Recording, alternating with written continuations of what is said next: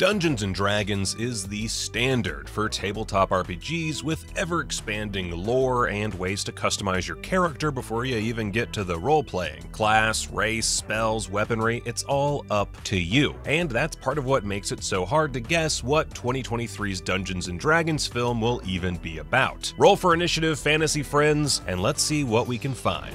The Dungeons & Dragons team was spotted in Ireland in June, and lucky for us, a few behind-the-scenes photos have made their way into our realm. Carrickfergus Castle, I'm not sure if I'm saying that right, but let's go with it, has been turned into a film set. Now, Carrickfergus is just outside of Belfast in the north of Ireland. The castle was built in 1177, the middle of the Middle Ages. Early in June, filming took place at Alnwick Castle, which provided some of the sets for Harry Potter, which, bonus fun fact, that castle was built in 1096. The extras were in armor and carrying swords, befitting of that time frame, and plenty of ye old banners, tent villages, and even boats were set around the grounds, so it looks like our setting sticks by the original fantasy standard of Dungeons & Dragons and takes place in medieval times. To clarify, not the restaurant, like the historical era. Plenty of massive turkey legs either way.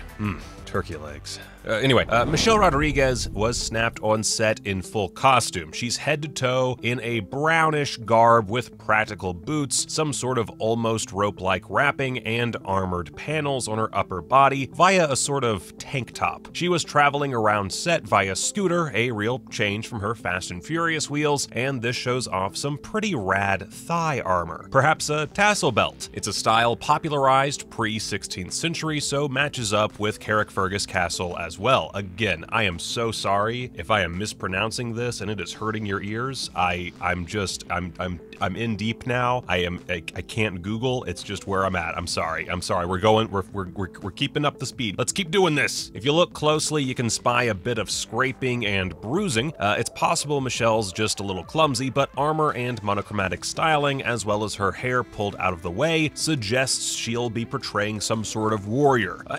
Yeah, she's got a really big axe. My bet's on barbarian, but it's possible for Michelle Rodriguez to fit into a variety of classes like fighter or even a paladin. Photos of Chris Pine, they're not quite so detailed, but we take what we can get around here. It looks like Chris is outfitted in an open gray coat in period-appropriate detailed fastenings, with a loose tunic underneath. While the fastenings are the only particularly medieval element at first glance, we've got one precious glimpse showing ribbing on the back of the coat that could be fashion, but could serve a practical purpose as well. The boots are serving a certain horseback riding, I have to run away a lot realness. The coat hasn't been seen properly fastened so far, so perhaps a devil-may-care rogue or bard of some kind. Heavy charisma, dash of sleaze to perhaps even out Michelle's big axe energy.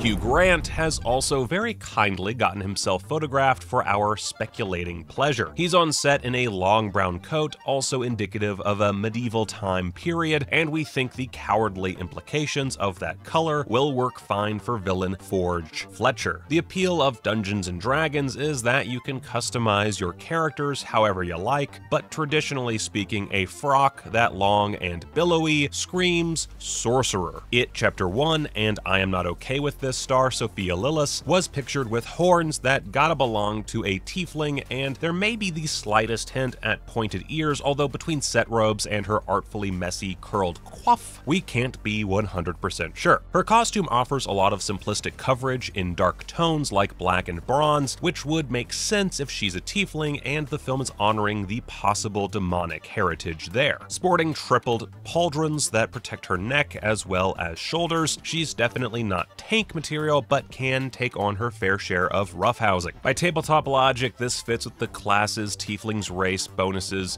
best make work. Sorcerers, warlocks, or even bards. Chloe Coleman, who you may recognize as one of the child stars of Big Little Lies, is in general medieval lady garb. She's without layers or a head covering, and her shoes are simple flats, so we can guess her character is of a serving class or perhaps disguised as one. Regardless, she's not dressed for a fight. Jurassic World Fallen Kingdom's Justice Smith is pictured in a more flowy cloak and tunic than Chris Pine, with a lot more color and vibrancy fancy than Hugh Grant's costume, so we'd imagine magic, potions, and a lot of personality are on the menu. Could he be a bard or cleric, the healer of the party? Additionally, Justice Smith is toting an ornate and large bag on his person. We can only hope it's a bag of holding. Swinging on back to medieval times, the restaurant show entertainment thing, why isn't there a movie for that, huh? I'm thinking Last Action Hero meets a moving Dolly Parton made-for-TV-esque magical realism. A horse could learn to walk again. We'll keep Michelle Rodriguez for that. Maybe she could call in Vin Diesel. Yeah. Oh, yeah, that's good. I gotta get my idea notebook. I call it the Notebook of Ideas. +2 to thinking real good.